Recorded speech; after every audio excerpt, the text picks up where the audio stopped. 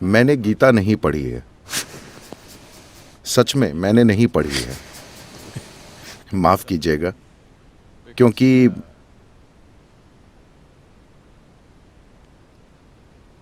मेरे लिए मेरी अपनी दृष्टि ने मुझे कभी निराश नहीं किया है। इसलिए मैं हमेशा सभी ग्रंथों से दूर ही रहा, क्योंकि मैं खुद को अलग अलग चीजों से भरना नहीं चाहता था। सिर्फ एक चीज जो मैंने सीखी और जो मैं आज भी करता हूं, अगर मैं किसी चीज को देखता हूं या किसी इंसान को देखता हूं तो उसका अतीत, वर्तमान और भविष्य जान जाता हूं। मैं उन पर इतना ध्यान देता हूं। मैं ऐसे नहीं देखता। जब मैं देखता हूं तो अपना सब कुछ लगाकर पूरी तरह देखता हूं। अगर आप पर्याप्त ध्यान दें, If you pay enough attention, there is nothing that will not yield. तो ऐसा कुछ नहीं जो आप नहीं जान सकते। तो कभी भी मेरे पास ग्रंथों को ढूंढने का कोई कारण या जरूरत नहीं रही। With all respect and regard for मैं that, सभी ग्रंथों का आदर और सम्मान करता हूँ। मैं उनका विरोधी नहीं हूँ। बात बस इतनी है कि मेरे पास कभी समय ही नहीं था। ये पूरी प्रक्रिया इस तरह शुरू हुई। जब मैं बहुत छोटा था, मुझे समझ आया कि मुझे कुछ भी नहीं पता। देखिए, अगर आप ये समझ जाते हैं कि आप नहीं जानते, अगर आपको पूरी तरह से ये एहसास होता है कि आप कुछ भी नहीं जानते, तो ध्यान देना स्वाभाविक होगा, क्योंकि आप सब कुछ जानते हैं। मैं इस आदमी को जानता हूं, इसे जानता हूं, इसे। आप बस कल्पनाएं और कल्पनाएं करते हैं। खैर, मैंने इसका अलग तरीके से उपयोग किया है, लेकिन अगर आप बिजनेस कर रहे हैं, अगर ये बिजनेस के इरादे से है,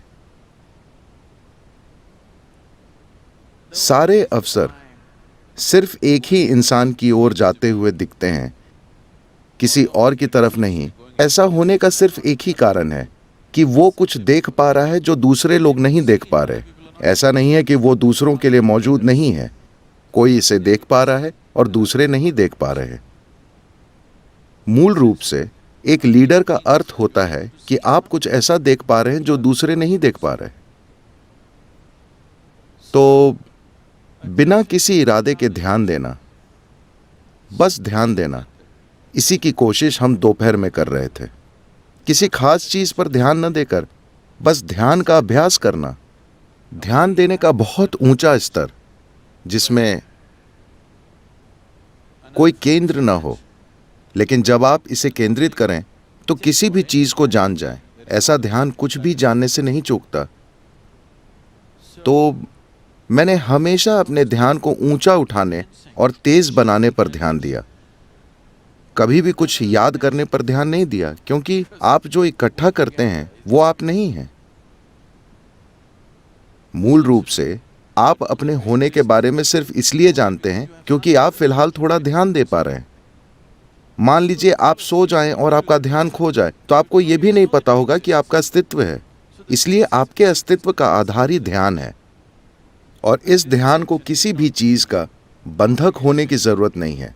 आपको बस अपने ध्यान को तेज करना होगा। देखिए, अगर आपके हाथ में चाकू हो तो यह जरूरी नहीं कि आप इससे बस सेब ही काटें। अगर आपके पास काफी तेज चाकू है तो आप इसे कुछ भी काट सकते हैं, लेकिन महत्वपूर्ण बात यह है कि चाकू काफी तेज होना चाहिए। इसलिए अगर आपका ध्यान काफी तेज है, किसी खास चीज पर नहीं, अगर आपका ध्यान ही बहुत तेज हो चुका है और अगर आप कोई खास काम करना चाहें तो आप उसमें सफलता पा सकते हैं। मुझे लगता है कि मुझे एक समय के अपने कारोबारों के बारे में कुछ बताना चाहिए। जब मैं 8 साल का था तब मेरे कारोबार शुरू हुए थे। मेरे अंदर एक अजीब तरह का गर्व था।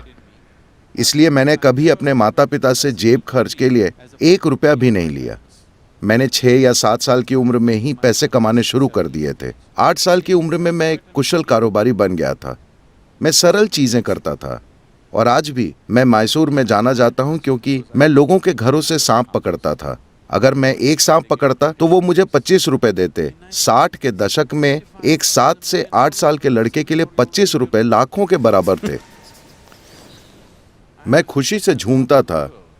वहां पर एक भोजन शोध संस्थान था, CFTRI, हर शनिवार की दोपहर मैं वहां जाता था। मैं 4 से 5 सांप पकड़ता था और वे उन्हें नापते थे। मुझे ऐसे दिखाना पड़ता था, अगर वे 3 फीट से ज्यादा लंबे होते तो मुझे 50 रुपए मिलते, और अगर 3 फीट से कम होते थे तो 25 रुपए मिलते थे। एक दोपहर में मैं 100 से 150 रुपए कमा लेता था। मुझे नहीं पता कि आप कल्पना कर सकते हैं या नहीं, 60 या 70 के दशक में 8 से 10 साल के बच्चे के लिए 150 रुपए आज लाखों डॉलर्स की तरह है। ये रकम बहुत बड़ी थी और मैं हर जगह जाता था, जो भी चीज मेरे रास्ते में आ जाए। I should tell you. मुझे आपको अपने एक छोटे बिजनेस के बारे में बताना चाहिए जो एक बड़ा बिजनेस बन गया। अपनी यूनिवर्सिटी के बाद, जहां मैंने कुछ नहीं सीखा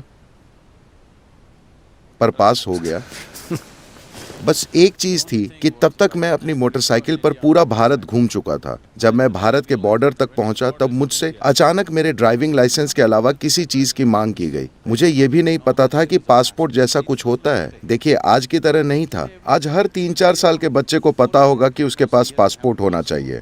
मेरी उम्र 20 साल से ज्यादा थी, लेकिन मुझे नहीं पता था कि पासपोर्ट होना चाहिए। मैं बॉर्डर पर पहुंचा और फिर उन्होंने कहा, आपका पासपोर्ट कहाँ है? मैंने कहा, क्या? मेरे पास ड्राइविंग लाइसेंस है। वे बोले, नहीं, पासपोर्ट होना जरूरी है। फिर मैं नेपाल बॉर्डर से वापस मुड़ा और मोटरसाइकिल पर वापस आ गया। मेरा सिर्फ एक ही सपना था कि मैं मोटरसाइकिल पर दुनिया भर की सैर करूं, इसलिए मैं कुछ करना चाहता था। मैंने एक तरह की खेती शुरू की, व्यावसायिक खेती। मैं पैसे कमा रहा था। मैंने सोचा कि मैं 2 साल तक करूंगा और फिर चल पड़ूंगा, लेकिन इसी दौरान मेरे बिजनेस अलग अलग तरीकों से बढ़ने लगे। मैं यही सब कर रहा था और फिर पास ही एक इंडस्ट्री शुरू होने वाली थी। वे एक वाटर ट्रीटमेंट प्लांट लगाना चाहते थे। मैं उस व्यक्ति को जानता था जो इसकी देखरेख कर रहा था। मैं वहां गया और उससे मिलने के लिए उसके ऑफिस में बैठा था। वे वाटर ट्रीटमेंट प्लांट के बारे में बात कर रहे थे। मैंने उनकी बातें सुनी। वे ड्राइंग देख रहे थे। मैंने पूछा, क्या मैं ये करने के लिए आवेदन दे सकता हूँ, क्योंकि ये मेरे खेत के पास है? वो बोला, नहीं नहीं, ये बहुत पेचीदा है। मुंबई और बैंगलोर से कुछ एक्सपर्ट आएंगे और करेंगे, तुम नहीं कर सकते। मैंने कहा, मुझे एक मौका दीजिए, देखते हैं। मैंने उससे फाइल ले ली। मैं वापस आया और सब कुछ पढ़ा। फिर मैं 3 दिन बाद उसके पास गया और बोला, मैं ये कर सकता हूँ। वो बोला, ऐसा मत करो, तुम मेरे दोस्त हो, मैं ऐसा नहीं कर सकता। मैंने कहा, नहीं, बस मुझे टेंडर भरने दीजिए। उन दिनों नव कर्नाटक बुक स्टॉल हुआ करते थे। वे बस रूसी किताबें बेचा करते थे। वहाँ बड़ी साहित्यिक किताबें मिलती थीं। वहाँ लेव टॉल्स्टॉय की वॉर एंड पीस 2 रुपए में और इंजीनियरिंग किताबें 1 या 2 रुपए में मिलती थीं, सभी जिल्दबंद किताबें। मैंने वाटर ट्रीटमेंट प्लांट के बारे में 10 किताबें खरीदी, अपने खेत में बैठा और दिन रात उनको पढ़ता रहा। मैंने खुद एक नई डिज़ाइन तैयार की। मैं वहाँ गया और 1,76,000 का टेंडर भरा। याद रखिए, ये 70 के दशक में हुआ था। सबसे नजदीकी टेंडर 32 लाख का था। सबसे ऊंचा टेंडर 60 लाख से भी ज्यादा था। उसने ये देखा और बोला, तुम मजाकिया आदमी हो, तुम ये नहीं करोगे। मैंने कहा, नहीं, मैं ये कर सकता हूँ। वो बोला, तुम ये कर ही नहीं सकते। ये देखो, सबसे नजदीकी टेंडर 32 लाख का है और तुम बोल रहे हो 1,76,000। तुम ये कैसे करोगे? मुझे 1 दिन का समय दो, मैंने कहा। मैं वापस गया और फिर से किताबें पढ़ी। मैंने कहा, मैं ये करूँगा। फिर वो बोला, 90 दिन में तुम्हें ये खत्म करना होगा और ये काम करना चाहिए। अगर ये काम नहीं करता तो अपनी लागत से तुम्हें इसे हटाना होगा और जगह साफ करके जाना होगा, और मैं तुम्हें 1 भी रुपया एडवांस नहीं दूंगा। मैं फिर से गया और किताबें पढ़ी। मैंने कहा, मैं ये कर सकता हूँ। मैंने ये काम 70 दिन से कुछ ज़्यादा समय में पूरा कर दिया। ऐसा करने में मुझे 90,000 से कुछ ज़्यादा रुपए खर्च करने पड़े। एक ही बार में मैंने 80,000 से ज़्यादा रुपए कमा लिए। लोगों को लगा ये तो हिट हो गया। वहाँ से मेरी कंस्ट्रक्शन इंडस्ट्री शुरू हो गई। राजा रमन्ना वहाँ आरएमपी प्लांट के लिए आने वाले थे। वे एक हेलीकॉप्टर में सिर्फ साइट देखने के लिए आ रहे थे। वहाँ कोई भी नहीं था। मैं वहाँ गया और वहाँ एक इंजीनियर से मिला। वो अपना सिर फोड़ रहा था। अब मैं क्या करूँ, मुझे ये साइट मार्क करनी है। मैंने कहा, मेरे पास खूंटे हैं और सफ़ेद कपड़ा है, मैं जाता हूँ और आपके लिए साइट मार्क कर देता हूँ। मैंने साइट मार्क की। 15 मिनट के काम के लिए उन्होंने मुझे 38,000 रुपये दिए। मैं अपनी मोटरसाइकिल पर गया और खुद ही खूंटे गाड़ दिए। इस तरह से मेरा बिजनेस शुरू हुआ और हम एक बड़ी कंस्ट्रक्शन कंपनी बन गए। हम बड़े बड़े काम कर रहे थे, लेकिन तभी मुझे आत्मज्ञान मिल गया, इसलिए मैंने वो काम छोड़ दिया।